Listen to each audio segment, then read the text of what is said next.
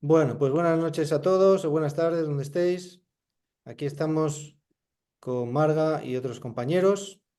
Marga nos va a hablar de salud mental logrando una vida plena desde la infancia.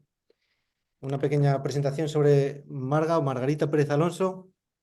Ella es pedagoga y orientadora escolar desde 1995. Ya lleva muchos años en el mundo de la educación, casi 30 años.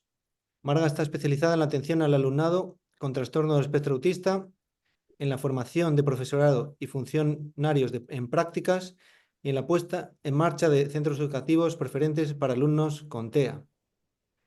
Bueno, ahora este año, este curso le ha tocado con alumnos que, ¿cómo se llama? Con Perdón, que no discapacidad motórica, sí, con discapacidad motóricos. motórica. No, y los otros, los que avanzados, ¿cómo es? Ah, los de alta capacidad también. También de alta capacidad, no se pierde ningún perfil. No. Bien, y además es una escritora aficionada con un fuerte compromiso social, participando en actividades como apoyo escolar, catequesis y colaboraciones con organizaciones como ADMA o ADMA, no sé AMPA. cómo. ADMA, Asociación de ADMA, Devotos de María Auxiliadora. Es ADMA. y la ONG Hombre Nuevo, Tierra Nueva. Bueno, yo empecé, mi primer voluntariado fue cuando Marga, que me la presentó una amiga por teléfono, pues por teléfono me convenció para ir a dar clases de apoyo a unos chicos de lenguaje, matemáticas, etcétera. Así empecé mi vida como voluntario, ¿no? Hace ya unos cuantos años.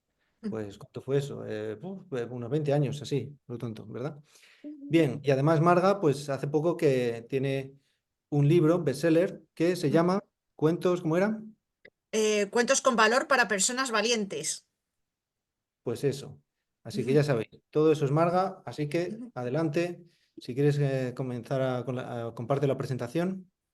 A ver, vamos allá. ¿Y ahora por qué se ha ido la presentación que antes salió también? ¿Dónde estás? Aquí. No se ha ido, está con nosotros. ¿Ahora se ve? Sí, perfecto. Vale. Vale. Sí, sí, Bueno, pues gracias a todos por estar aquí. Buenos días, buenas tardes, según los países, buenas noches. Y bueno, pues como ha dicho Esteban, yo no soy ni psicóloga ni psiquiatra. Mi trabajo es sobre todo en orientación, en educación. Entonces yo voy a hablar un poquito desde mi experiencia, no tanto la parte técnica, sino un poquito más divulgativo, pero bueno, basándose en eso, en muchos años de experiencia y en mucho trabajo con personas con diversidad funcional. Entonces, bueno, pues voy a situar un poco primero los conceptos claves que vamos a manejar y después pues dar algunas claves que espero que os sean útiles y me encantaría que como además somos pocos, seamos bien avenidos también y participéis y hagáis preguntas y hagáis cuestiones y discutáis lo que no estéis de acuerdo, todo lo que veáis. ¿De acuerdo? Me gustaría que participara todo el mundo. Bueno, pues vamos a hablar primero de qué estamos hablando. A ver, salud. Primero, no, ya muchos de vosotros seguro que lo sabéis, pero el concepto de salud se ha ampliado. No es solamente, digamos, ausencia de enfermedad, sino es el estado de equilibrio de las personas, el que se encuentren bien consigo mismas, sea en el ámbito orgánico o, ahora vamos a ver lo que es específico, la salud mental. Entonces, enfermedad, pues es todo lo contrario, es un trastorno que altera nuestro equilibrio personal. Ese trastorno, la enfermedad, puede ser parcial, o sea, temporal, que en un momento de la vida, pues todos sabemos lo que es estar enfermo, o puede ser crónico, que ya tiene otras connotaciones a nivel también mental y de desarrollo.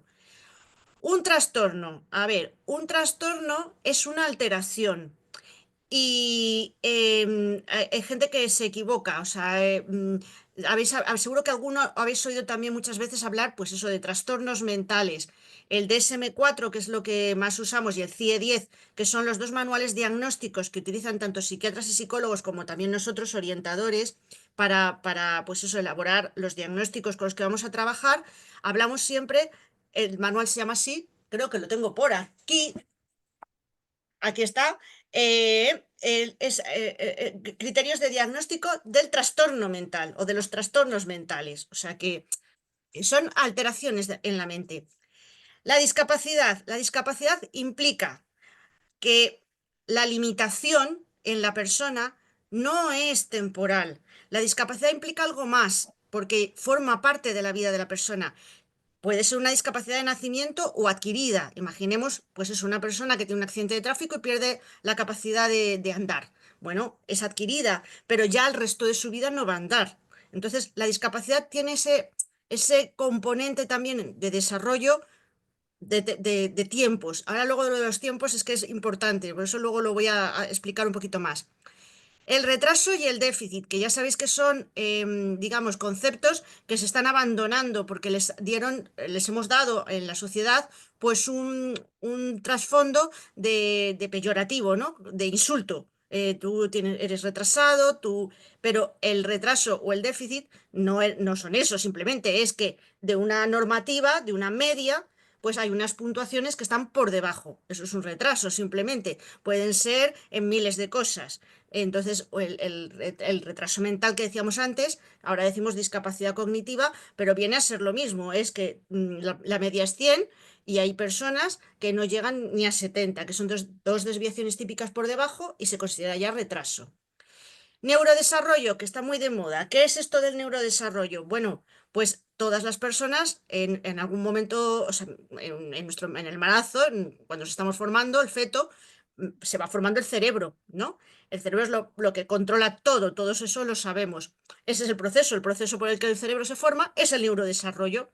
Lo que pasa es que hay neurodesarrollo típico, que es el que tenemos todos normalmente, lo que decimos personas normales, y hay alteraciones en el neurodesarrollo. Por ejemplo, los trastornos de espectro autista o los trastornos de déficit de atención con hiperactividad. O sea, el cerebro no se desarrolla en el proceso de embarazo con total normalidad y entonces queda ahí algún problema. Entonces, aterrizando, ¿de qué estamos hablando nosotros? Y se me ha vuelto a ir, perdonar. A ver, aquí.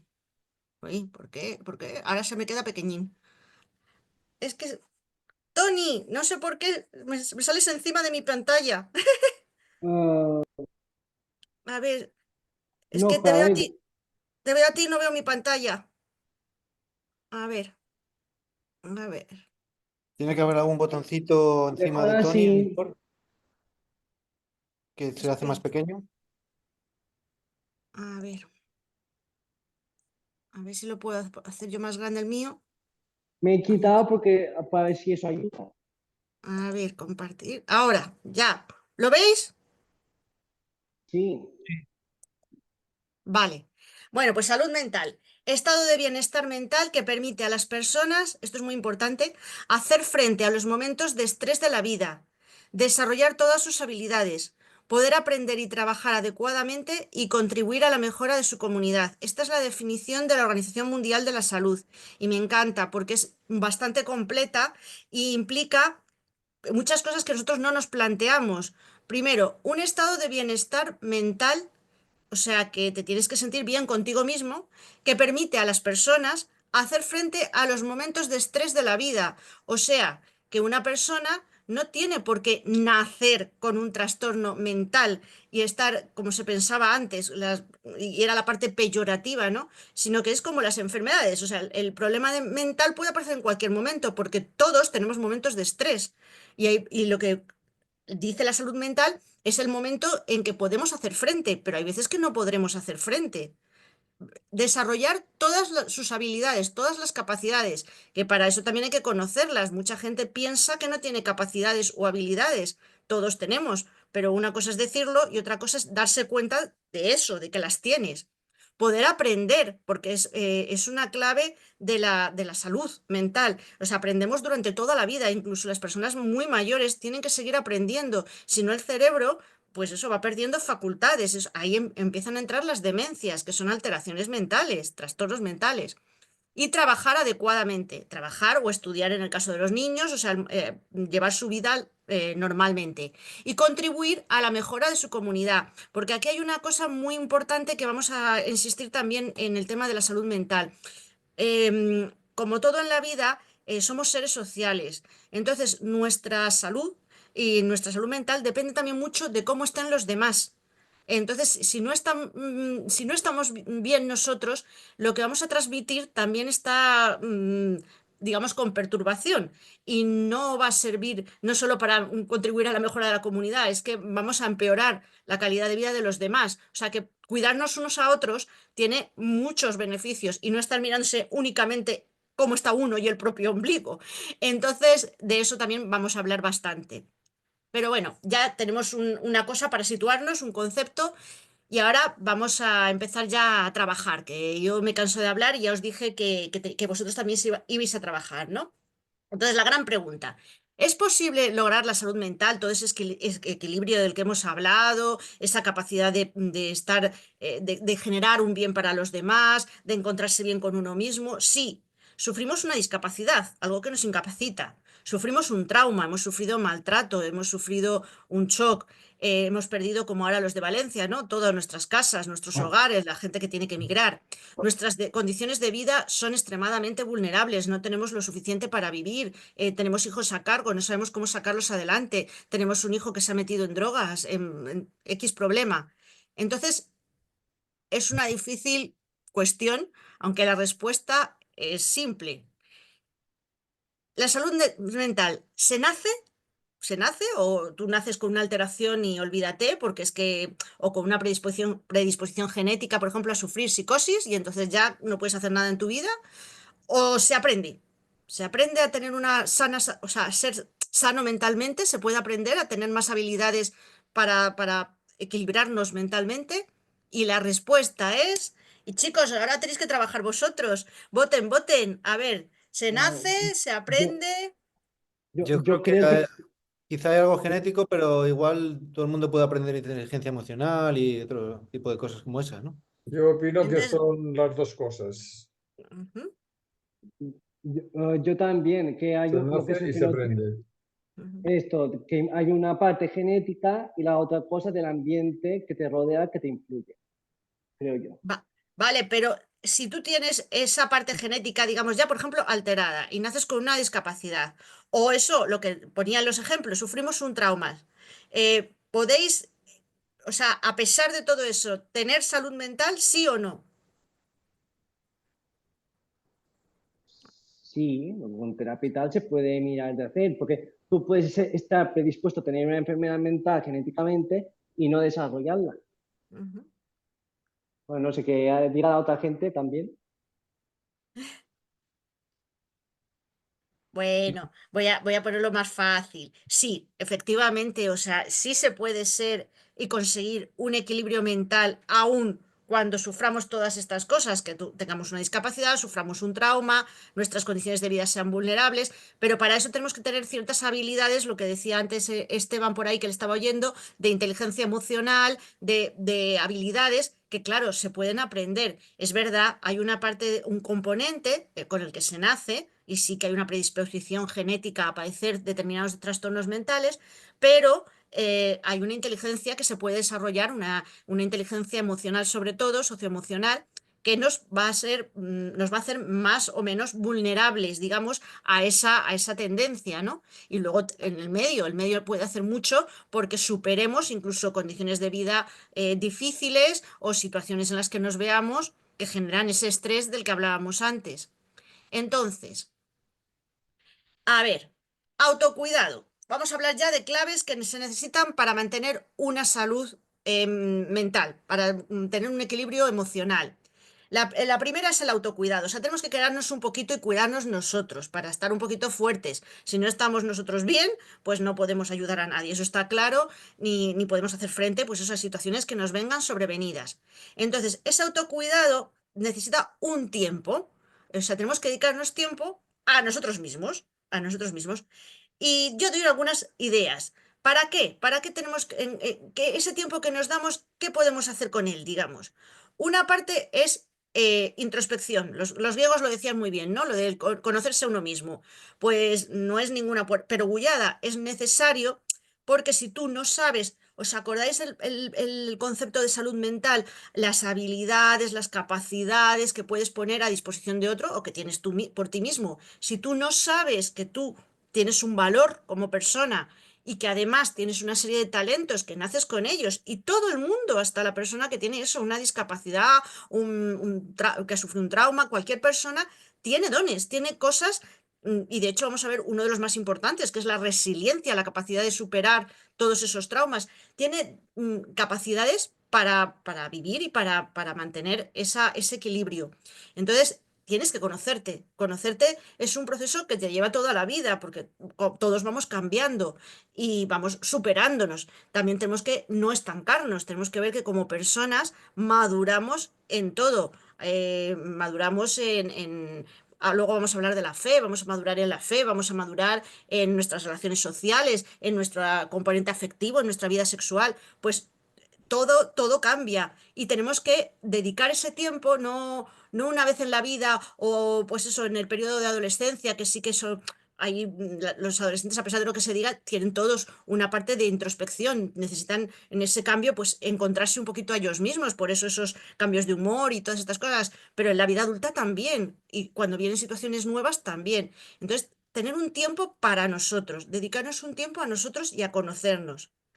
Luego hay una capacidad, digamos, una práctica que es la meditación, la espiritualidad, la religión, que está demostrado, no es por creencias, no es que es porque eres creyente o dejas de ser, no, no, está demostrado que nos hace, o sea, nos da un instrumento eficaz de salud mental, o sea, nos da un refuerzo a nuestra salud mental, pues el creer, el tener fe. ¿Por qué? Porque la salud, o sea, la creencia en alguien superior, Dios, la naturaleza, no sé qué, una fuerza, el creer en algo que te trasciende como persona, siempre obliga a esa salir de uno mismo y ayuda a ese encuentro que nos va a facilitar una salud mental más, digamos, más sana. O sea, el salir de uno es lo que tienen en común todas las religiones. Y luego ciertas prácticas, pues eso de meditación, como el yoga, el tai chi, toda la gente que practica sabe. O los que rezamos, pues rezas un rosario, es una meditación, pues cualquier tipo de oración, de letanía, que te ayuda a corporalmente incluso bajar, digamos, esas situaciones de estrés, de ansiedad, de tal, pues te ayuda en tu salud. Y eso está totalmente comprobado, ¿vale? Entonces, el tener algo por lo que, digamos, que nos planteemos algo más allá, siempre es positivo. El ejercicio físico, eso también está totalmente demostrado. Y si puede ser en un entorno natural, mejor que en un entorno urbano. Lo que pasa es que, claro, eso la mitad de la gente no nos lo podemos permitir así a vida diaria, pero qué duda cabe que el ejercicio físico con cierta regularidad y sobre todo eso, si es en un ambiente pues sano, ayuda también a eso, a nuestra salud en general, no solo la física, es mens sana en corpore sano. Si encontramos también que el cuerpo mejora, nuestra mente estará más equilibrada.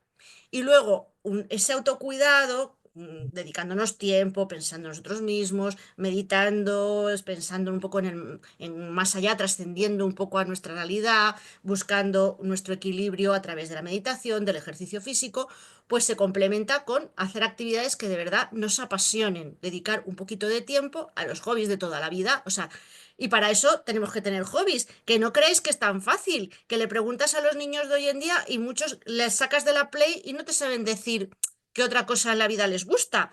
Pues hay que ir desarrollando los hobbies, también tienen que ir madurando.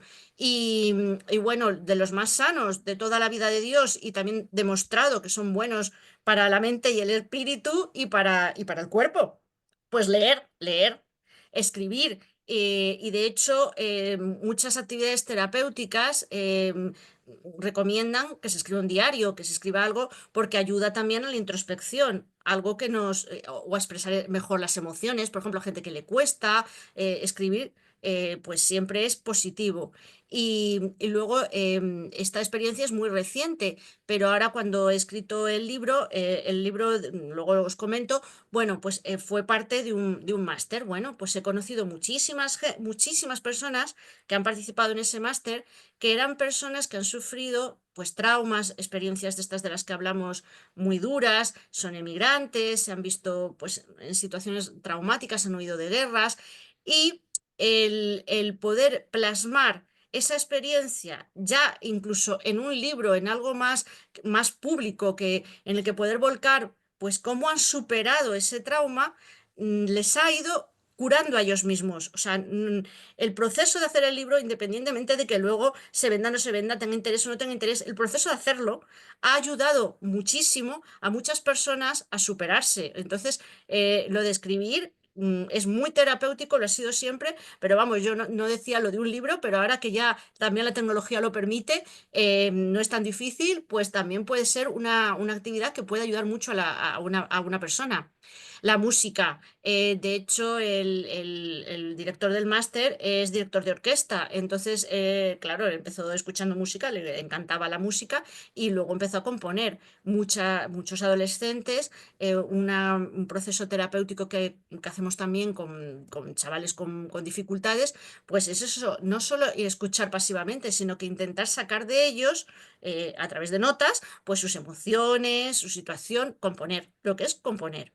El cine, el arte, las manualidades, o sea, cualquier cosa en la que la persona pueda un poco salir de sí misma, pero también buscarse en sí misma esas emociones que tiene reprimidas, esas situaciones que le provocan ansiedad y echarlo fuera, o sea, que es para lo que hacen los directores de cine y pues todo eso ayuda a mejorar muchísimo, es sanísimo. Otro gran aspecto dentro de la salud mental, otra cosa que hay que desarrollar mucho, pues la vocación. La gente no habla de vocación, sin embargo, todos en la vida necesitamos tener una vocación. O sea, ¿por qué? Porque la mayor parte de nuestra vida la vamos a pasar trabajando. Tenemos una vida laboral bastante grande. Entonces, es importante que nuestro medio de vida sea algo más que simplemente el trabajo al que vas de una hora a tal otra para tener un sueldo, que también está muy bien, o sea, y también compensa. Todos trabajamos para tener un sueldo y para poder vivir, pero lo suyo es convertirlo en una base para tu crecimiento personal, el disfrutar y el que ese medio de vida sea algo más. Entonces, el medio social aquí es muy importante, por eso ponía que todas estas cosas se pueden trabajar desde la infancia, no es que se puedan, se deben trabajar desde la infancia. Entonces, yo me estoy encontrando todos los días ahora mismo que hay muchos problemas en las familias, pues las familias están muy desestructuradas, no se habla de muchas cosas en casa. Entonces, le preguntas a un niño de hoy en día a qué se dedican tus papás, que es de las primeras preguntas que se hacen en las asambleas, así en infantil, y muchos niños, pero muchos niños, no saben lo que son sus padres, no lo saben. Alguno sí te dice, bueno, pues limpia casas mi mamá o mi papá pues es albañil, pues genial, tienen claro a qué se dedican, pero, pero una gran parte no tienen ni idea. Entonces la familia es el primer medio al que se enfrenta un niño y hay que hablarle de ciertas cositas y creas una vocación, un interés. Por eso se decía antes lo de los aprendices. Bueno, en mi casa, por ejemplo, mi familia toda es de tintorería. Entonces era un negocito, no era familiar, era una empresa pequeña y no era ni siquiera nuestra, pero trabajaban 3 miembros de mi familia allí. Entonces, pues mi padre, mi madre y mi hermano. Entonces, pues claro, en mi casa se hablaba de tintorería. Yo debo decir que nunca me interesó un pimiento, aunque trabajé un poquito porque como, pues eso, como el camarero en el restaurante, pues necesitaban ayuda de vez en cuando y yo trabajé también, pero vamos, no fue mi vocación, pero sí le cogí cierto cariño. Y lo que vi es muy importante, que es lo que voy a hablar después, es el amor que le tenía a mi padre. Entonces, porque las vocaciones, la gente se cree, lo he puesto ahí, no son solo para los religiosos o profesionales superiores. O sea, la vocación es la vocación de servicio, o sea, de hacer algo bien en tu oficio o profesión. Es lo que os decía antes, trabajo por un sueldo, claro, pero también disfrutando. Mi padre, por ejemplo, veía un pantalón bien planchado y por la tele y decía, ese lo he planchado yo. Y cuando salía un político o un eso con algo mal, decía, claro, eso no lo he planchado yo, porque cómo sale por la puerta así y tal. Y disfrutaba realmente de su trabajo bien hecho. Y mi padre disfrutaba de la tintorería y era tintorero. Un albañil que puede disfrutar de esa pared que ha quedado perfecta y bien, ¿sabes? Bien terminada, bien. O sea, cualquier persona en su trabajo, en su oficio, en aquello que le da la vida, puede encontrar esa vocación. Y creo que casi todos lo conocéis, pero si no os recuerdo lo de los picapedreros, ¿no? No sé, creo que sabréis la historieta. ¿La sabéis? Que no oigo nada. Yo no la sé yo. ¿No la sabéis? Pues os la No, cuento porque yo no. es muy chula. Pues dos picapedreros están, pues eso, picando piedra en un camino y se acerca un hombre y ve que uno de ellos pues está sudando, está enfadado, está buscando la manera pues ya de dejarlo todo porque está harto y le dice, ¿qué estás haciendo? Y dice, pues ya lo ves, picando piedra. Bueno, camina un poco más y ve a otro hombre que está haciendo exactamente lo mismo, trasladando piedras de un lado a otro, martilleando, no sé qué, pero lo hace con una sonrisa, está feliz, y el trabajo es exactamente igual. Pero claro, al otro le pregunta, ¿y tú qué estás haciendo? Y dice, ¿no lo una ves? catedral. Construyendo una catedral, como los pilares de la tierra, construyendo una catedral. Entonces, claro, el trabajo era el mismo, eran los dos picapedreros, pero claro, la manera de acercarse a ese trabajo y de saber para qué era y de vivirlo, pues era totalmente diferente. Pues eso es la vocación, o sea, encontrar la funcionalidad, que ya os digo que también es el sueldo evidente, pero encontrarle algo más, disfrutar de ese trabajo bien hecho, disfrutar de que muchas horas al día estás dejándote la piel. Entonces, pues hacerlo lo mejor posible, pero porque sepas que estás haciendo también un servicio a los demás, porque sepas que tú estás eso como persona creciendo en ese trabajo. Entonces, muy importante la parte de vocación y muy importante trabajarla desde la infancia, ¿de acuerdo? Red de apoyo. Vamos a ver. Esto es muy importante. A ver, don Bosco, que era muy sabio, decía que los niños no solo tenían que ser queridos, sino también saber que lo eran, o sea, sentirse queridos. Pues una infancia en familia lo que da es identidad, que todo niño sabéis que tiene derecho a tener una identidad. No sé si os lo creeréis o no, pero por favor, creerme. Yo tengo niños parece un poco increíble, pero lo he vivido, que les preguntas por su familia y no tienen claro los vínculos familiares. O sea, mucho más allá de su madre, no. O sea, madre sí, porque no hay más que una, pero mi padre, el amigo de mi madre, mi pareja, mi medio hermano, mi tío que vive, luego en las casas, por desgracia, en muchos casos, pues eso, por simple necesidad, que comparten familias, varias familias, a lo mejor el entorno, porque viven en habitaciones, porque pues situaciones de mucha vulnerabilidad. Yo trabajo en situaciones de verdad de desventaja, ¿no? Entonces, de niños con graves de riesgo. Pues claro, claro, a veces viven y de hecho les lleva al colegio, les trae o les baña una persona que realmente no es su madre. Ni siquiera su tía, a lo mejor es la vecina con la que viven o la madre del otro niño, que es la que se ocupa de los dos pequeños, o entonces no os lo vais a creer, pero a veces un niño pequeño, os estoy hablando de un niño pequeño, pero no tanto, a lo mejor de 6 o 7 años, no os creáis que uno de 3, no, que es un bebé, no, de 6 o 7 años puede no tener claro quién es. Bueno, pues si tú no sabes, no tienes un mínimo de estructura familiar, pues tu salud mental, porque la salud mental se basa mucho en vínculo, en que tú ya hayas desarrollado unos vínculos afectivos sanos, pues desde pequeño.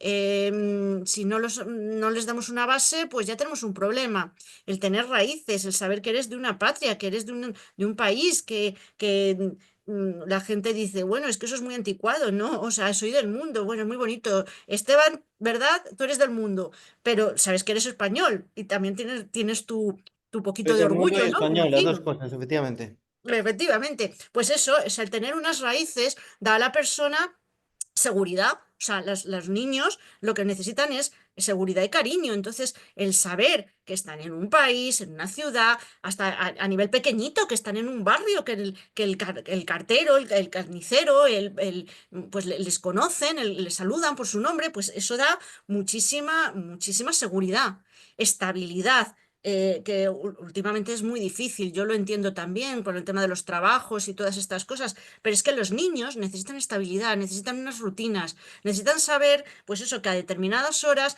van a estar, pues unas veces en el colegio, que después van a tener un parque, que después van a tener una actividad extraescolar, que después todos los sábados van a ir a la piscina, que todos con ciertas rutinas, porque es lo que les da, pues es un medio de vida. Todo eso se reduce en seguridad. Es que un niño necesita sentirse seguro. Si ya desde pequeño no sabe a qué atenerse, claro, crecer crece, adaptarse adaptan, porque todos nos adaptamos, pero ya hay una base ahí de salud mental y emocional que empieza a estar dañada. Entonces he puesto muy grande amor, porque el amor es todo esto, o sea, el amor se tiene que es lo que se decía, se tiene que notar. ¿Y cómo se nota? Pues se nota no dándole al niño todo lo que quiere, que muchas familias para compensar, pues eso, que no están, que no pueden dedicarles tanto tiempo, que no hablan con ellos, pues dan cosas. Pues no, el amor es darles esto, darles identidad, darles estabilidad, darles ese tiempo, darles... Eso es amar, es saber que pueden contar con y saber qué personas van a estar ahí siempre para poder vincular.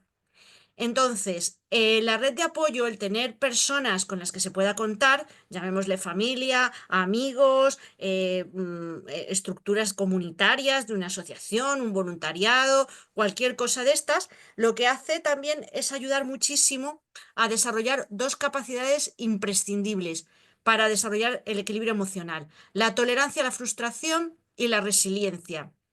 Uno de los grandes problemas de hoy en día con los niños y los adolescentes es la escasísima, pero escasísima tolerancia a la frustración. A un niño le dices no y ya monta la rabieta, el pollo, no aguanta nada. Bueno, está siendo un problema muy serio el que no se acepte desde bastante pequeño que en la vida no eres el centro del universo, que eres uno más y que muchas cosas que no van a salir como tú quieres, incluso que está bien que no salgan como tú quieres, porque eso es, un niño no puede controlar la vida de toda una familia.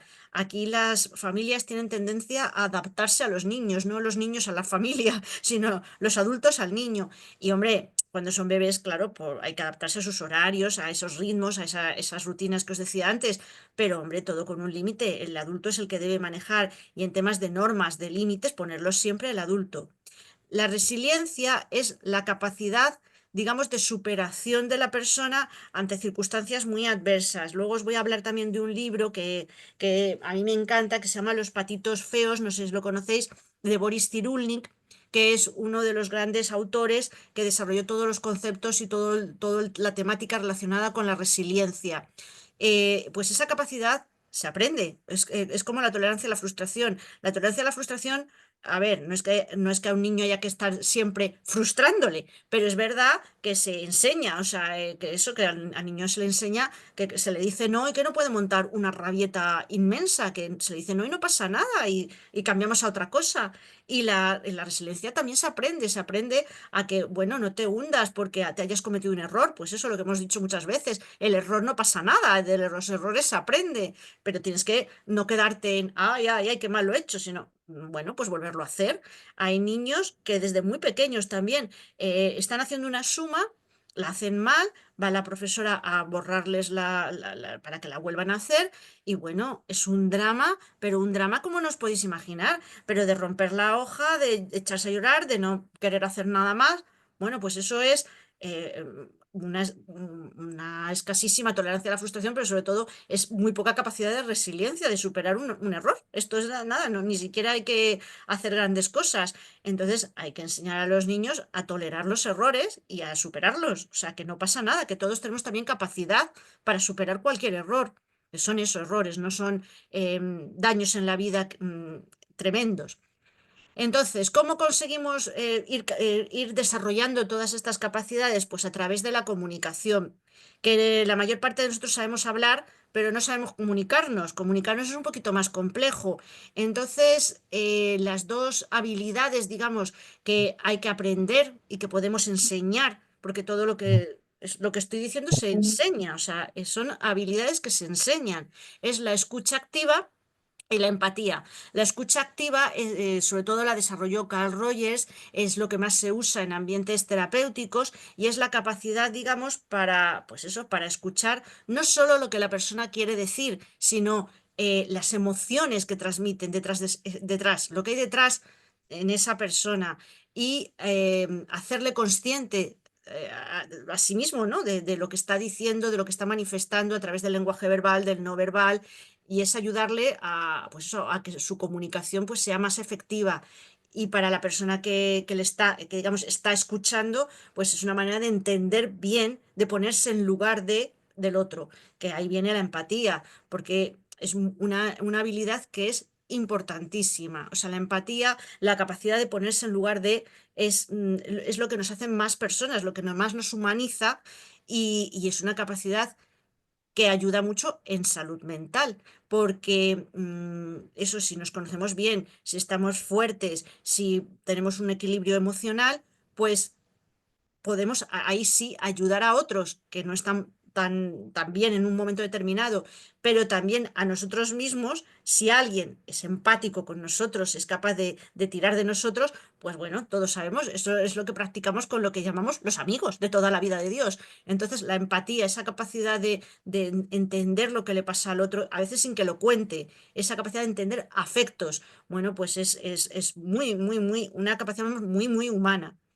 Luego, los valores compartidos. A ver, se habla poco también de valores en el mundo de hoy y es que los valores son universales, para empezar, no son transitorios y son fundamentales para hacernos personas, o sea, para desarrollarnos como personas. Y hay una serie de valores que además si los practicamos de verdad, de corazón, ayudan mucho al equilibrio mental. Uno es la gratitud. Si nosotros cambiamos ese chip en nuestra vida ay, la de cosas que nos salen mal, por gracias por cada cosa que nos sale bien. Gracias a la vida, gracias a Dios, gracias como las quieras manifestar, pero esa capacidad de decir, jolín, ¿en qué situaciones maravillosas tengo? Que tengo una familia que me quiere, que tengo una casa, que tengo un... Y cuando todo eso falla, gracias aún por lo que me queda o por quien me está echando una mano para que supere eso. O sea, saber encontrar la manera de dar gracias ante cualquier situación ayuda mucho a generar eso, resiliencia, a superar situaciones. El perdón no solo a otros, el perdón a nosotros mismos. O sea, pues lo que os decía antes, cuando cometemos un error, cuando hacemos cosas mal, pues a generar esa capacidad. Todo esto que estoy diciendo se trabaja desde el principio, desde la infancia y desde la familia es la primera red de apoyo que tenemos y luego pues la que vamos generando en nuestras vidas. Qué bueno sería si consiguiéramos desarrollar estos valores en nuestro medio laboral para que ese ambiente laboral no sea tan hostil, porque decíamos antes el trabajo como vocación, pero también depende mucho de con quién estamos trabajando, o sea, quién es nuestro equipo, si podemos generar equipos de trabajo en que haya una serie de valores compartidos, un optimismo, una capacidad de ver la botella medio llena. La sinceridad, porque sin sinceridad con nosotros mismos, también con nuestros errores, pues tampoco vamos a generar un buen ambiente. La generosidad, la amabilidad, la justicia, que ya sabemos que es el ser equitativo, el dar a cada uno lo que le corresponde, no a dar a todo el mundo lo mismo, eso no es ser justo. La libertad, todos estos valores, se habla poco de ellos y se habla poco de cómo desarrollarlos. Creemos que son cosas que son de la política, que son, pues eso, en abstracto. No, no, es que estos valores o los vives en tu día a día y forman parte de tu ser o no existen. O sea, los valores y tenemos que creer que todo esto que acabo de mencionar son valores. Hay gente que puede pensar, ay, no, o sea, yo no quiero en mi vida o no, por ejemplo, la gente que es sincera, ¿no? Decir, bueno, es que la sinceridad muchas veces te va a traer muchos problemas, es que hay que ser un poco más, digamos, tener más chispa porque no se puede ser sincero siempre. Bueno, pero, a ver,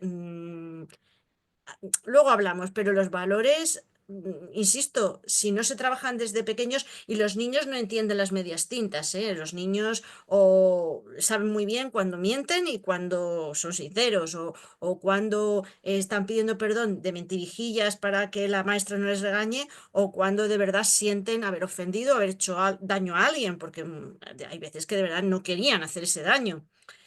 Y luego, pues el último valor, digamos, el que ya lo hemos mencionado antes, pero es que sigue siendo muy importante, es la trascendencia. Eso, no creerse el ombligo del mundo, no estar siempre pendiente de uno mismo. No hay nada peor para la salud mental que cuando estás un poco hecho polvo, seguir dándole, caer en el bucle, ¿no? De seguir pensando en el problema que tienes y, bueno, pues cada vez vas a ir más hondo en ese problema. O sea, no, tienes que salir un poquito y intentar coger perspectiva. Pues el pensar también que hay alguien que te quiere ayudar, que hay un valor superior, que hay un bien superior, pues ayuda. Y os tengo calladitos, pero luego quiero que me digáis opiniones, cositas, ahora yo porque, bueno, pero no sé qué tal, ¿vamos bien de tiempo, Esteban? ¿Ya os habéis dormido Bueno, todos? no, Todavía no. falta 7 minutos, pero va bien. ¿Cuánto te crees que te queda, Marga? Muy poquito, la Vale, sí, última. sí. ¿Bien? Vale, porque para dejarlo Va un bien, va poco de tiempo para preguntas y tal, deberíamos acabar más o menos a las 10:10, 10:15. Perfecto, ¿10? ¿no? Si ¿Vale? ya voy a terminar, porque Gracias. ya me queda lo último, la ayuda especializada y la terapia en salud mental. Bueno, Perfecto. a ver, lo he puesto rompiendo tabús, la terapia en diferentes momentos de la vida y por distintas circunstancias. Los perfiles profesionales del psiquiatra y del psicólogo. Vamos a ver, hay un problema bastante serio, no sé, me gustaría eso luego que lo comentáramos, pero en España yo creo que ya vamos progresando, pero hubo una época en que estaba muy mal visto, o sea, el ir al psicólogo es, pues eso, se decía peyorativo, es que estás loco, y además, en el caso de los niños, había un doble problema que era no lo llevo al psiquiatra porque me lo va a medicar y es un niño pequeño y yo no quiero medicarlo. Entonces, hay que tener en cuenta lo que hablábamos antes. Bueno, hay diferentes tipos, evidentemente, de trastornos.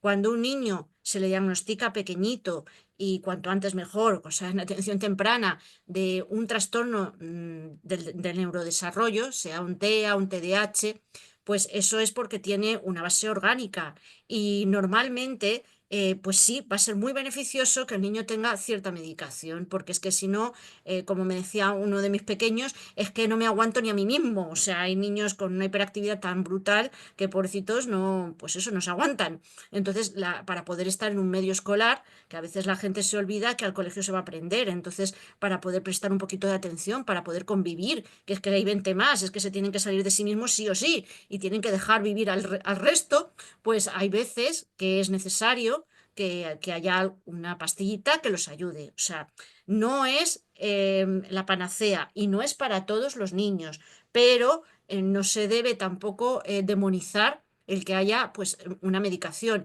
igual que cuando ya se es más mayor y hay personas, todos lo sabemos, que la depresión, por ejemplo, causa pues una descompensación en la serotonina, etcétera, etcétera. Entonces se dan a veces pues, medicaciones simplemente para ayudar, ¿no? Ayudar a que esas hormonas, pues se compensen y eso ayuda orgánicamente para que el cuerpo también pueda responder mejor a las demandas del medio y encontrar esa salud mental. Eso es lo que hace el psiquiatra. Efectivamente, el psiquiatra es un médico y normalmente lo que va a hacer es una valoración, efectivamente, para buscar una ayuda a nivel de medicinas. Lo cual no quita, sino que complementa, y a veces lo que es necesario, más aún, es el psicólogo. El psicólogo clínico es el que realmente hace una terapia. El psicólogo clínico es independientemente de si a la persona la medican o no la medican. El psicólogo está ahí para hacer un acompañamiento de la persona para que logre esa salud que ha perdido, porque no nos olvidemos que la salud mental la podemos perder nosotros en cualquier momento de nuestra vida, como igual que cogemos gripe, la gente no se da cuenta, pero es verdad, tú puedes sufrir una pérdida de un ser querido y esa depresión que tendrías que superar en X tiempo, si es un duelo sano, ese duelo se complica por circunstancias las que sean, no se supera y tu equilibrio mental se compromete. no puedes superar esa pérdida, entonces no puedes hacer tu vida normal, o sea, entonces no puedes responder a las demandas del medio, entonces es que estás completamente hecho polvo, entonces, bueno, pues necesitarás ayuda, o sea, hay la salud mental.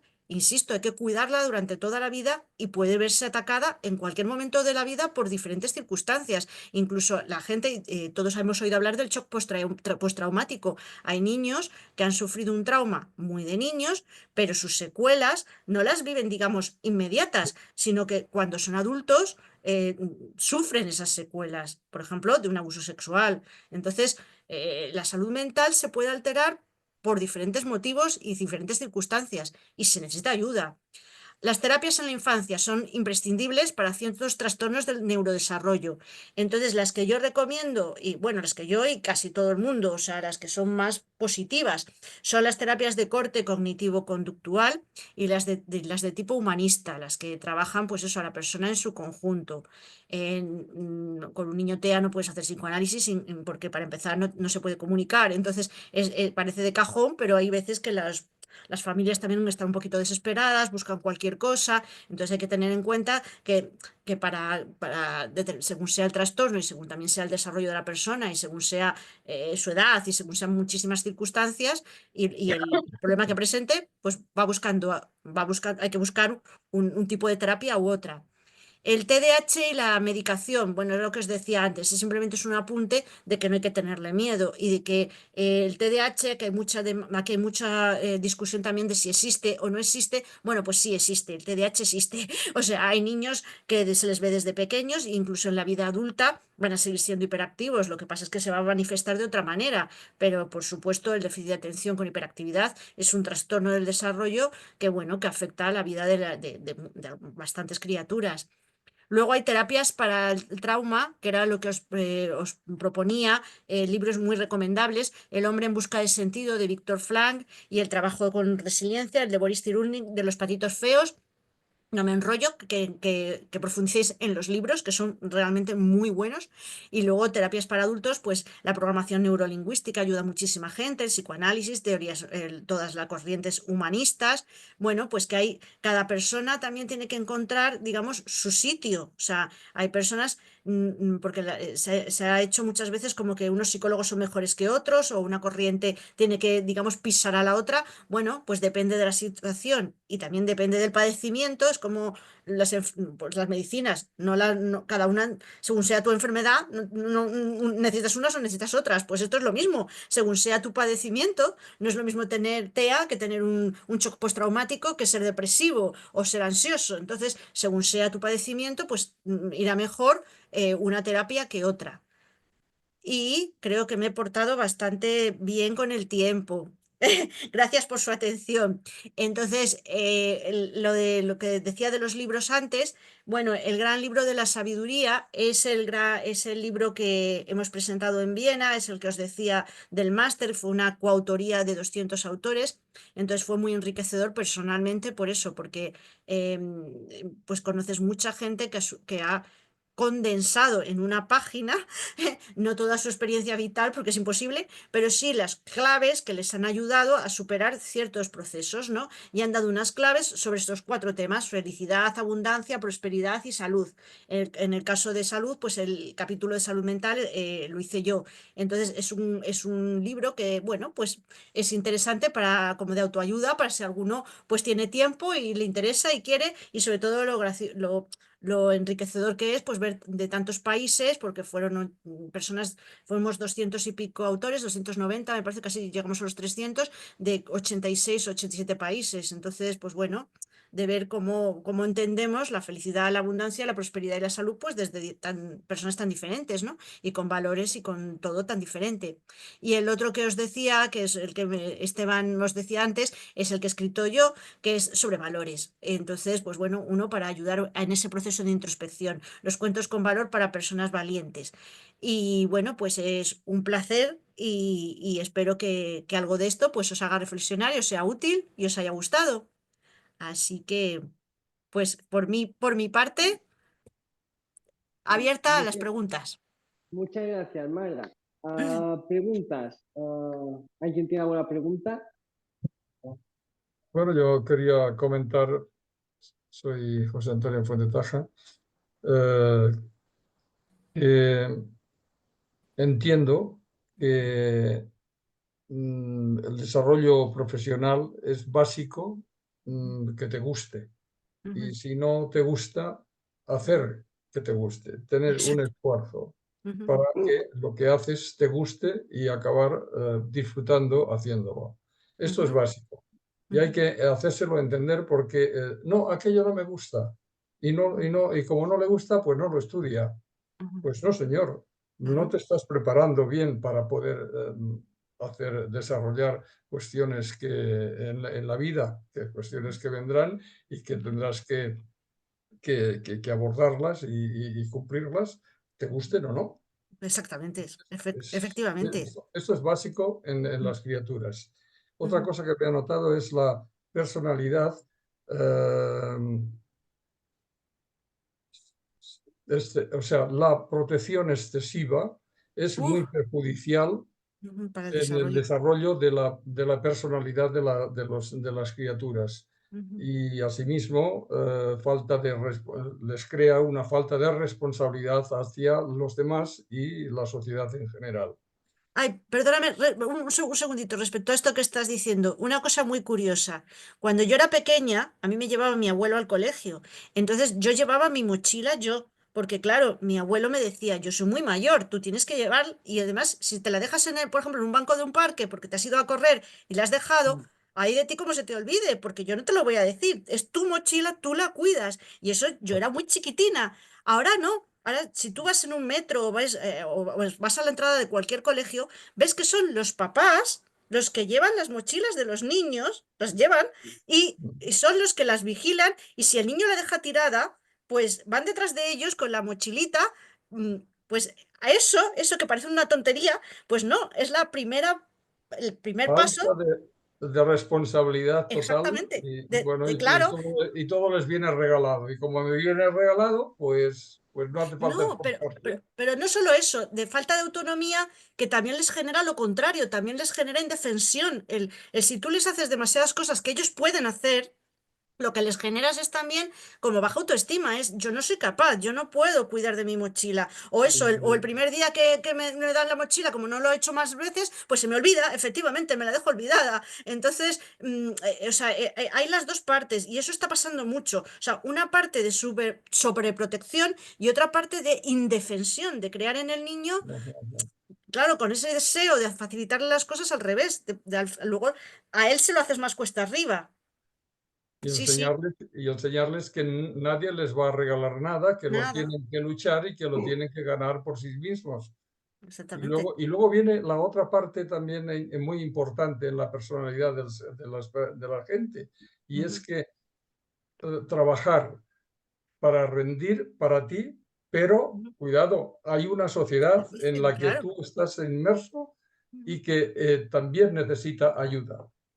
Y claro. esta filosofía de trabajar para los demás Ujú, de manera indirecta muchas veces, ujú, pero que realmente tiene un efecto positivo, pues ujú, esto también hay que inculcarlo y no se inculca. Y luego ujú. nos encontramos con adultos que, bueno, que estudian para no dar un palo al agua. Eso no, Sí, no, no. Y porque esto es un fallo tremendo. o sea, imagínate qué está pasando, ¿no? El maestro que dice, no, es que yo voy a hacer magisterio porque tenéis un mes y medio de vacaciones. Pues hijo, a los 3 días te has fastidiado la vida, porque te vas a dar cuenta que ni son tantas las vacaciones y que además eso, como no tengas un mínimo de vocación, bueno, es que a los 3 días tu salud mental sí que está hecha polvo. O sea, los maestros tienen un desgaste emocional grande, pero desde pequeñitos, incluso físico, porque los de pequeñitos no paran ni un minuto y no te digo ya los de mayores. Entonces, tienen que trabajar la convivencia. Bueno, los que somos del ramo docente sabemos que las habilidades que ahora mismo se le exigen y necesita el pobre profesor también para verse delante de una clase, también telita marinera, porque son muy complejas. No es solamente saber su asignatura muy bien y dominarla y saber didáctica, como se decía antes, también saberla enseñar. Ahora también como persona tienes que tener una fuerza para, pues eso, enseñar a convivir, atender a la diversidad, muchas habilidades, como decían, médico, maestro, o sea, tienes un poquito de todo, Sí, asistente sí, sí. social, un poquito de todo. Entonces, tienes que estar fuerte y tienes que estar preparado. Entonces, si tú crees que eso te compensa ese desgaste, que lo vas a tener sí o sí, por un mes de vacaciones, pues luego las sorpresas son, pues eso, sorpresas te da la vida. Entonces, Ya, ya, ya. médico, maestro, militar, policía, bombero, está claro que todas esas profesiones hoy en día no han sido toda la vida, pero ahora todavía yo creo que multiplicadas. O sea, hoy en día sí que exigen personas bien hechas, o sea, Ujú. vocaciones con mayúsculas. Sí, No. sí, cierto, cierto. Bueno, tengo más cosas, pero que no quiero protagonizar la sesión. Han hecho una pregunta en el chat, Ujú, Sally Ferrera, y ujú. pone, ¿se puede un psiquiatra pediatra equivocarse de un diagnóstico sobre un niño de TEA, niño TEA? Vamos a ver, bueno, a ver, todos los psiquiatras, psicólogos, orientadores, somos seres humanos, como seres humanos el 100% nos podemos equivocar, pero claro, esto estamos hablando de unas cosas muy serias. Entonces, evidentemente, a ver, el diagnóstico de TEA es complicado, es un diagnóstico que hay que hacer de forma clínica, me refiero con observación, con tal, porque no hay unas super pruebas que digas, con esto y con esto, sé positivamente que o es TEA o no lo es. No. Hay un conjunto, las valoraciones llevan tiempo, lo ideal es ver a los niños en su ambiente natural, aquí las valoraciones se hacen bastante completas y, hombre, yo llevo muchos años trabajando, espero, porque fue mi primer trabajo, o sea, recién salidita, lo primero que hice fue, toma, el equipo específico de alteraciones graves de desarrollo de la Comunidad de Madrid, a ver TEAs. Y no había visto un niño ni autista ni con otra discapacidad en toda mi vida, o sea, nunca. Entonces, por la cuenta que me tiene, espero que no haber metido demasiado la pata desde el principio. Entonces, yo diría a cualquier familia que esté preocupada que hagan lo mismo que se hace con un médico. O sea, tú tienes dudas, pues me diagnostican cáncer, estoy súper preocupado, no sé qué, no sé cuándo, pues acudo más de un médico. Bueno, pues si tienes sospechas y no estás muy seguro de los síntomas que manifiesta tu hijo, si son compatibles o tú ves otras cosas, los niños cambian, ¿eh? En lo que se ve en un contexto de familia no se ve en el contexto escolar. Lo que un profesor está viendo no lo ve el padre. Entonces, bueno, es importante escuchar, pero si no te cuadran determinadas cosas, pues contestas, o sea, buscas otra opinión. Y eso es totalmente lícito y yo lo haría. O sea, lo primero es tu hijo y que tú... pero tú también tienes que ser objetivo y darte cuenta eso, que hay... que es muy diferente la relación, por ejemplo, de entre hermanitos. Yo he tenido casos de gemelos que los dos han sido TEA con distinto grado de afectación, digamos. Entonces, la relación entre ellos es muy distinta que la que tienen con un igual de su misma edad en un aula. ¿Sabes? La capacidad de comunicarse, de todo, y no dejan de ser TEA. Lo que pasa es que la manera de relacionarse es diferente. Entonces, también los padres tienen que darse cuenta que cuando un maestro, un tutor, un pediatra les dice algo, hombre, ese pediatra, ese maestro y tal, ha visto miles de niños. Entonces, si les ha dicho algo, por lo menos que tengan el ojo avizor, no cerrarse en decir, uy, esto no puede ser. Tienen que darse cuenta que es lo mejor para el niño y tampoco tener miedo. O sea, si... A ver, yo siempre le digo a los padres, ¿qué es lo peor que puede pasar? Vamos a imaginarnos que tienes un niño de 2 años y medio, que yo le voy a poner una serie de apoyos en el colegio de lenguaje, de pedagogía terapéutica y tal, porque veo un retraso en el desarrollo o problemas comunicativos y me equivoco. O me equivoco, o simplemente eso, hay un tema de madurez de neurodesarrollo y ese niño supera ese problema y a lo mejor parecía muy TEA, pero oye, en un curso ese niño está normalizado y ese niño juega y ese niño participa y ese niño habla. Oye, ¿qué problema ha habido porque haya recibido una serie de apoyos cuando los necesitaba? O sea, y si no los necesitaba, los recibió Mejoró, ¿no? Le han servido, le han servido. ¿Me ha Le han servido? servido Entonces, por en eso te digo, positivo. entonces no hay que tener tanto miedo. Otra cosa es, si me dices tema medicación, por supuesto, tema de otras cosas que tienen otras repercusiones a nivel orgánico, pero a nivel terapéutico, a nivel que a las familias se les recomiende atención temprana, en nuestra intervención en educación, necesidades educativas especiales, no hay que tenerle tanto miedo. O sea, hay muchos padres que dicen, ay, un diagnóstico, a ver, no se asusten, un diagnóstico precoz. Primero, si de verdad hay el problema, cuanto antes te lo digan, pues antes tomamos eso, las terapias adecuadas. No es lo mismo tampoco trabajar con un TEA que con un hiperactivo. No es lo mismo un trastorno del lenguaje que un trastorno de, yo qué sé, de motor. Entonces, un retraso psicomotor. Entonces, claro, hay que poner un nombre para que realmente la intervención sea eficaz. Entonces, pensando en eso, eh, el titulito no está mal que se dé y que se dé cuanto antes.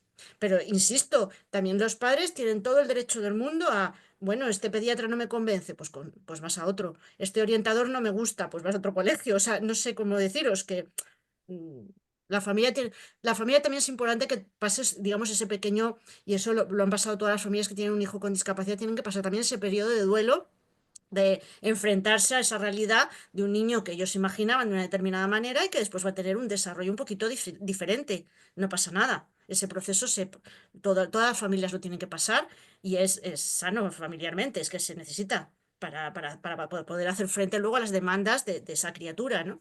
Entonces, bueno, Evidentemente. más cosas.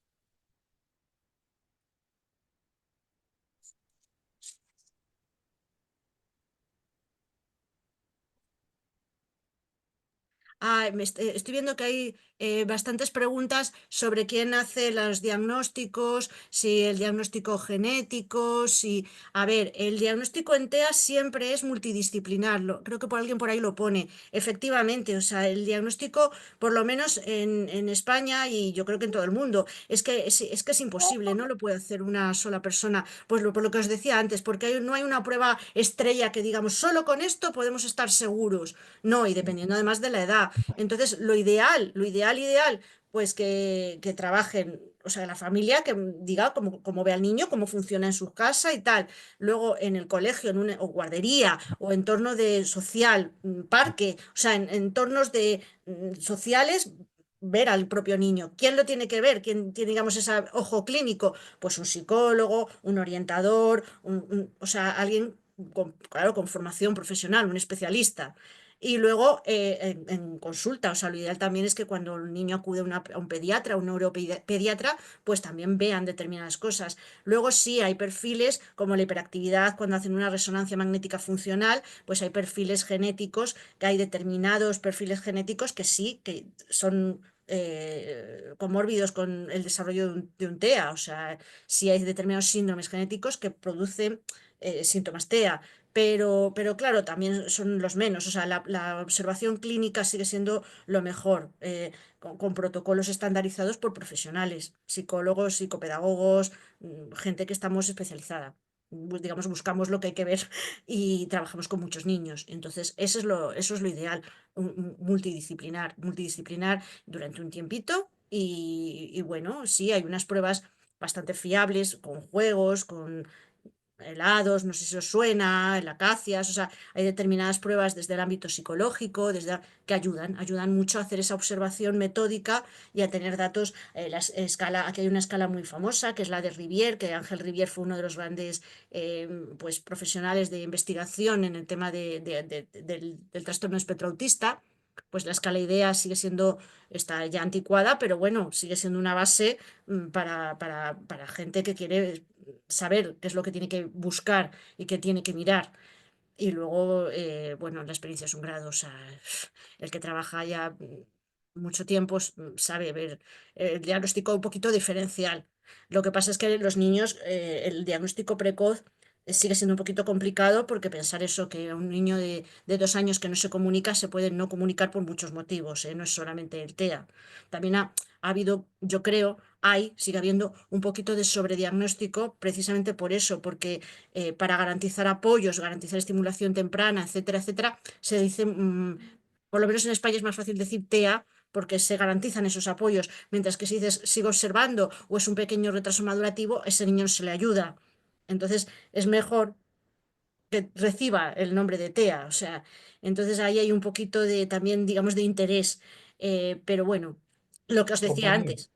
Conveniencia Sí, pero estética. que sí es bueno para el niño, o sea, lo importante, desde luego, es observarlo y, hombre, hay síntomas que son bastante claros. Ahí es muy clave, que un niño que con 2 años no señale para pedir algo, que no busque con la mirada referencia de su madre, de su padre, es que lo hacen hasta niños sordos, o sea, buscar atención, esa atención conjunta, que no hay nada de atención conjunta, que no hay un juego funcional, un juego de manipular, con sentido. Hay muchas pistas que cuando se juntan varias, hay muchas claves de observación y tal que ayudan a hacer un diagnóstico bastante preciso. El TEA hoy la ventaja que tiene es que es bastante conocido. El TEA hoy en día es un síndrome que está que hay mucho profesional especialista bueno, porque, hombre, es conocido. Ya os digo, equivocaciones puede haber alguna, pero mm, lo que sí que pero también se está investigando, sí que hay es un porcentaje de niños TEA, pero TEA de verdad, o sea, bien diagnosticados, pero que en X cursos, digamos, en un par de años, pues sí, digamos que se normalizan bastante sus áreas de desarrollo. Y eso sí se estudia, igual que se estudia la alta capacidad, dices, ay, ¿por qué con algunos niños las terapias, digamos, no parecen funcionar y hay determinados niños TEA que sí, que pegan como ese salto? Bueno, pues eso en las universidades y tal se está investigando. Y no es que haya sido un diagnóstico erróneo, ¿no? Con niños TEA reconocidos, con pruebas incluso genéticas, con un entorno X familiar y que, bueno, observados por neurólogos, por pediatras y superan un porcentajito, ¿eh? No, pero sí, hay como esa curación. Entonces, bueno, eso es como todo.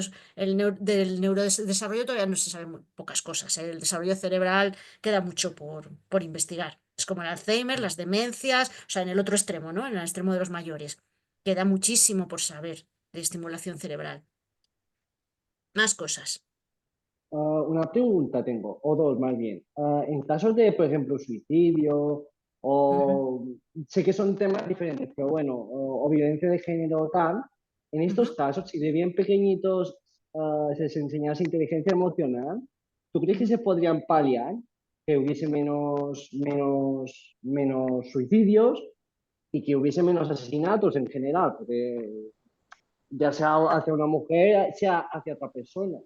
Vale, a ver, vamos a separar un poquito, ¿vale? Lo que Mm, es la agresividad hacia uno mismo, las autolesiones, el suicidio, mm, las conductas, el suicidio que viene más de una depresión mayor, o sea, de mm, no tener capacidad para enfrentarse, digamos, a la vida. mm, Vale, mm, eso se puede trabajar. Sí, desde pequeño se dan, digamos, los instrumentos que he dicho antes, se va configurando una personalidad más fuerte, más optimista, con más resiliencia, pues sí, o sea, qué duda cabe, ya te digo, nadie puede decir, soy Superman, nada me va a afectar, no, o sea, pero mm, sí que vas a tener estrategias o vas a tener instrumentos como persona que te van a ayudar y sí, tendrás menos probabilidades de que ya cometas una cosa, pues eso que ya no tiene mm, vuelta atrás, como es el suicidio, ¿vale? Entonces, mm, sí, yo tengo, vamos, no es que lo crea, es que hay evidencia de que hay recursos personales para que, ¿por qué? Porque si no, habría gente, y lo vemos todos los días, porque hay personas que pierden sus hogares en una guerra y salen adelante y hacen sus vidas en otros países y tal, y otras personas, que es eso, se suicidan, pierden su hogar mm, y no ven salida y se matan. mm, Entonces, mm, la circunstancia es la misma, es la guerra y es mm. horrible para Sí, sí, todos, sí, pero uno la ha sí. superado y otro no. Entonces, eso va Mm, en recursos personales. Sí. mm, La mm, heteroagresividad, la que es mm, hacer daño a otro, ¿vale? mm, Ahí mm, puede haber digamos, dos cosas diferentes.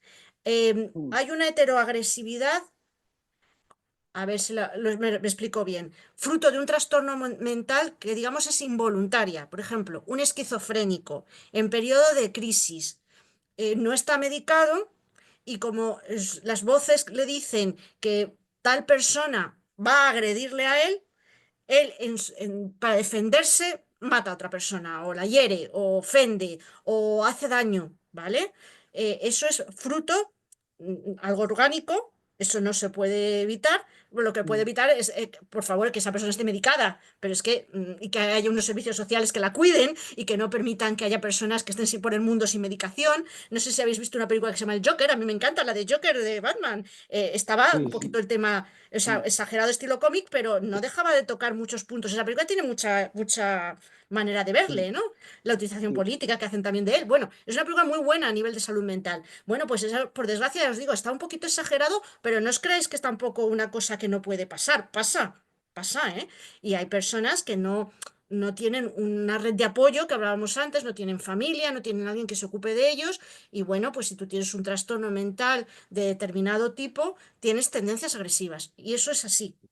Luego hay otro tipo de heteroagresividad, que vamos a hablar un poquito de la violencia de género o de otro tipo de, pues sí, de conductas, el bullying en los niños más pequeños, ahí típico matón, que a ese niño, en principio, algunas veces sí, algunas veces también es fruto de un trauma previo, de maltrato, de tal, pero en algunos casos es un cabrón. A ver, hablando pronto y Sí, mal, sí, perdonadme, pero estamos sí, sí, estamos en sí, confianza, ¿no? O sea, hay, sí, a ver, los trastornos de conducta existen y la maldad existe. O sea, no queremos disimularla, pero no, hay en el mundo, igual que personas muy buenas y los que creemos que hay un bien muy grande, pues hay un mal. O sea, y hay personas malvadas, o sea, personas que lo que les produce, pues eso, placer en la vida es como fastidiar al vecino, o personas que, por ejemplo, dicen, bueno, yo paso hambre, pero es que si pasa hambre el de al lado, ya estoy contento, porque al menos el de al lado también está fastidiado. O sea,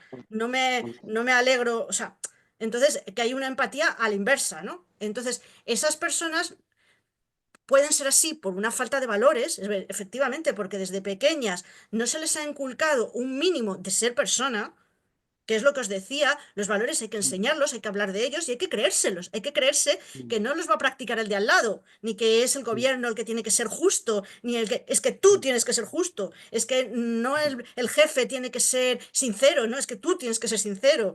Entonces, o esos valores te los crees y los inculcas a la persona, bueno, lo que puedes criar es verdad, es una persona muy perdidita. Y entonces decimos, bueno, ¿hay trastorno mental? Bueno, hasta cierto punto, porque esa persona, claro, tiene un desarrollo muy alterado y es una persona, pues ya os digo, que llega un momento de su vida que disfruta viendo a otros sufrir, que es una perversión. O sea, ningún ser humano, por el hecho de ser humano, deberíamos alegrarnos de que otra persona sufra o tenga un daño.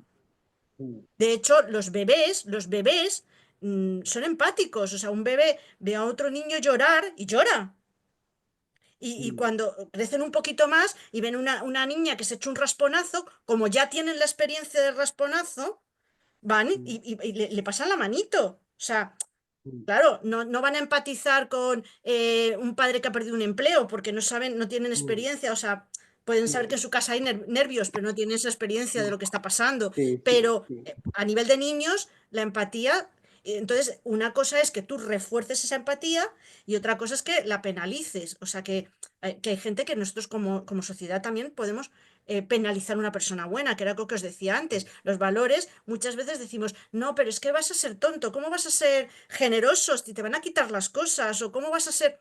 Entonces tenemos que, como adultos también, situarnos y creérnoslos, ¿vale? No sé si te he contestado. sí, sí, no, más o menos sí. Ujú. ¿Más cosas? A ver, voy a ver si han puesto algún comentario. No, así mala educación también existe. Sí. Pues nada, creo que ya... Marisol, ¿quieres hacer alguna pregunta o no? Es que no sé si he quitado el... No, yo quería darle las gracias a Margarita porque de verdad me parece una charla muy interesante. Lo que pasa es que estamos abarcando demasiados temas dentro de lo mismo.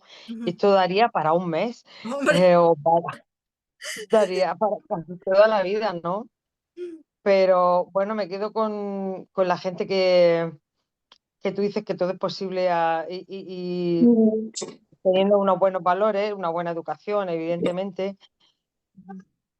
Y después, pues bueno, habrá casos más graves en los que se necesite terapia, pero creo que la educación y los valores y sobre todo el poder está en la familia Yo tuve la experiencia de que cuando mi nieta nació en el hospital, la familia de al lado también había nacido una niña.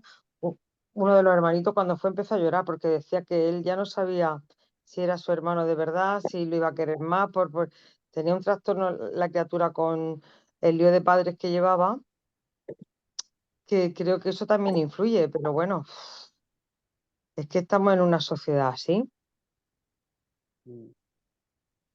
Pero por eso no hay que perder el norte de lo que es lo ideal. O a veces no, Claro, claro, sobre todo proteger al atender niño, a, yo creo que es lo que más hay que hacer.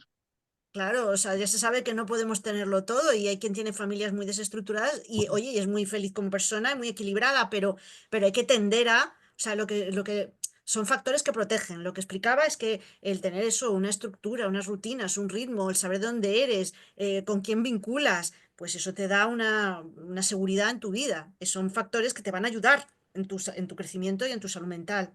Pero claro, puedes no tenerlos y superar todo eso.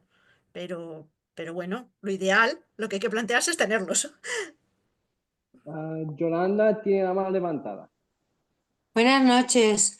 Perdonad, pero no he podido conectar antes. Muchas gracias por la exposición. Solo te he podido escuchar de la mitad hacia atrás.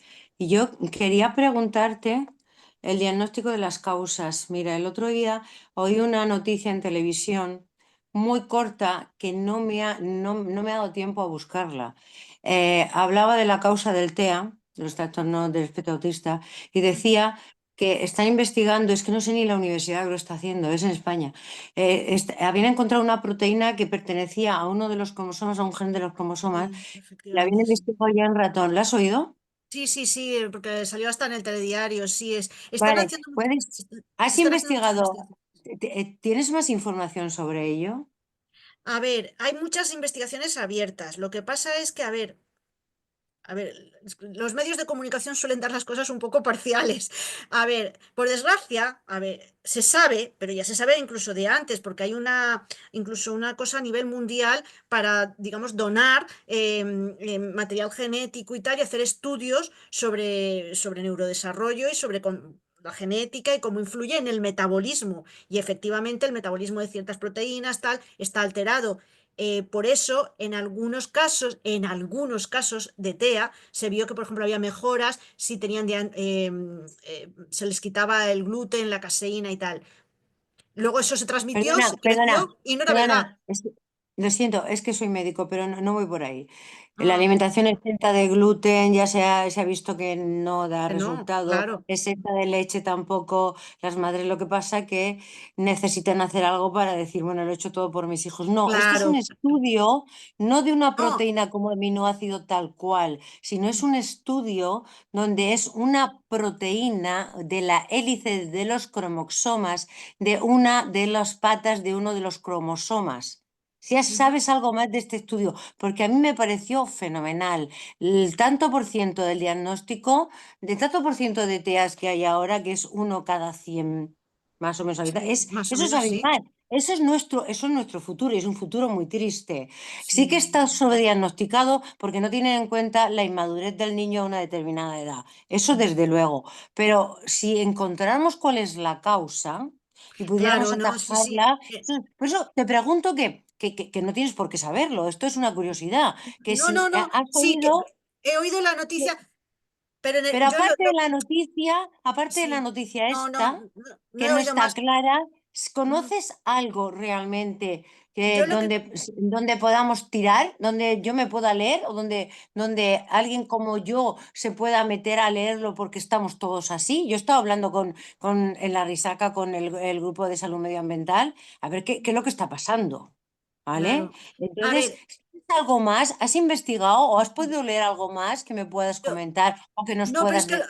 a lo que yo iba no era de ese estudio concreto, de ese no sé nada más, porque ese además es muy, muy reciente, pero era uno previo que hay yo lo que sé es del Hospital Ramón y Cajal, porque Mm. estuve allí colaborando con neurología del Hospital Ramón y Cajal. Entonces, ellos me habían dicho eso, que tenían informes de un banco casi genético del que estaban extrayendo como genes, o sea, estaban viendo qué genes podían confluir precisamente en el autismo, en decir, estos genes, estos cromosomas alterados son causa del autismo, pero aunque se identificaran, porque decían que además no era uno, eran varios que interactuaban, que aunque se identificaran, podrían identificar un tanto por ciento, pero no digamos, todas las dimensiones del TEA. Entonces, que están investigando en ellos, sí, que todo lo que sea progreso para un diagnóstico precoz, estupendo, pero yo sigo pensando que hasta que eso evolucione,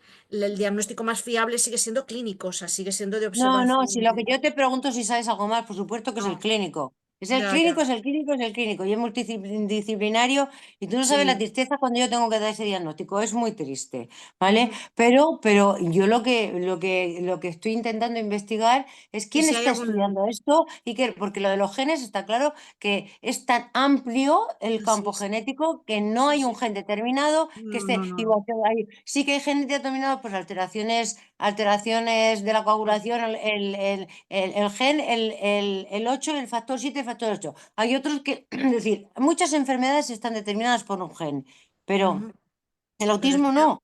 Que no, si te tú, ya que te has metido en este campo y que tu exposición del último tercio que te he oído me ha parecido fenomenal, que si sabías algo dentro de la investigación, pero no hay, no, ¿no? no sé, Estamos no, así, que no hay. estamos Pues así, nada, estamos, es así. seguimos como seguimos. Sí, sí, sí. O sea, Perdona la pregunta, yo sé, perdona no, la no, me pregunta por encanta. si, no sé, pero es ante la desesperación, yo estoy bastante desesperada. Mm, Pero por el aumento, ¿no? Pero eso es mm, mundial también, ¿eh? mm. Luego, no sé si lo sabéis, decían antes que el autismo era la enfermedad de los ricos, porque parecía que solamente en los países occidentales o tal se hablaba de TEA. Y ahora resulta que en la India hay un boom de TEAs también y de diagnóstico TEA y tal. Entonces, es una cosa a nivel mundial. Yo creo que las universidades también se tienen que plantear, oye, ¿qué está pasando, no? O sea, ahí tendría que haber más mundo científico metido, porque es eso, estamos desde la experiencia, estamos haciéndolo como al revés, o sea, la gente que estamos trabajando sacamos conclusiones, pero no nos está llegando una investigación como estás tú planteando, ni médica, ni siquiera clínica, que diga, oye, esto y esto es causa de autismo. No, no lo sabemos, seguimos ciegos y por eso no se puede prevenir tanto, porque... Pues eso, por eso está pasando lo que está pasando, que hay un boom. Y luego hay un poquito, que es lo que decía antes de sobrediagnósticos, sí, un poquito sí, porque en niños es muy difícil hacer diagnóstico diferencial con tantos trastornos del comportamiento, pues la inmadurez, el retraso global del La desarrollo, el etiqueta de poner lenguaje. a un niño antes de los 4 o 5 años, la etiqueta de ponerse es un error, porque Ujú, el periodo de maduración está siendo tan amplio y hay un problema. Estamos entrando con 2 años ya a lo que llaman la guardería del colegio, a los 3 ujú. años ya se escolarizan y ya te exigen un nivel de exigencia que hay niños que no lo cumplen, pero por inmadurez, no por otra cosa. Bueno, no me quiero alargar, a mí lo que me interesa es la investigación. La No, no, investigación, de hecho, lo he propuesto en uno de los premios que se van a dar ahora de investigación y he propuesto yo este tema, investigar sobre este tema. perfecto, pues todo mi apoyo, Porque, así porque es que si sabes necesario. algo, si sabes algo, tú coméntaselo, creo que es Esteban el que te ha Sí, sí, traído. sí, Pues se sí, lo sí. comentas a Esteban y que por lo menos a mí me interesa muchísimo, Sí, sí, muchísimo, si muchísimo. me entero de algo, desde luego en el Ramón y Cajal sé que estaban en estudio genético, más no sé, y luego el que salió por la tele, no sé más. Pero bueno, si me Bueno, entero de pues algo, por nada, supuesto. Es que es sí, mi que tema sí, también, me encanta el tema de investigación, la parte de investigación es muy importante también. mucho, Gracias. mucho. Gracias. Bueno, buenas noches. Bueno, no sé, Tony, ¿cómo vamos? Bueno, sí, ya si no hay más preguntas, ya está. Que creo que no hay más preguntas. Esteban, ¿quiere decir algunas palabras finales a despedir a Marga? Esteban, Esteban. Bueno, pues da igual. Pues ya está. Pues ya que muchas gracias por todo, Marga. Ujú. Y nada, ha sido un encanto y nos ha encantado mucho y seguro que hemos aprendido muchas cosas todos. Bueno, eso espero Y, que os haya gustado. Pues un y placer también. muchas gracias por todo. Pues Muchas nada, gracias, Margarita, de verdad ha sido un placer. Bueno, igualmente. Gracias, Ya, gracias, nada. buenas noches. Buenas noches. nada, buenas Buenas noches, noches. A Buenas adiós. noches. descansar, que nosotros ya es hora. Sí, hasta Buenas luego, noches. Muy Adiós. muy adiós, buenas instructivo noches, e interesante. Me sí, alegro. hasta luego.